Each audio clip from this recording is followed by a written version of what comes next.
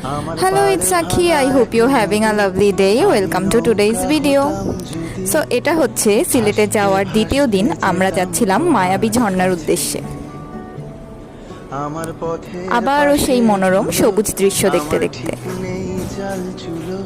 তুমি ফুল হয়ে যাও আমার দুঃখ গাছে, তোমার ভীষণ যাওয়ার তাড়া বাড়ি পাল্টে। আর এই রাস্তাটা দেখে মনে হচ্ছিল যেন আমরা কোনো জায়গায় তীর্থে যাচ্ছি, ঠিক ওরকমই মনে হচ্ছিল।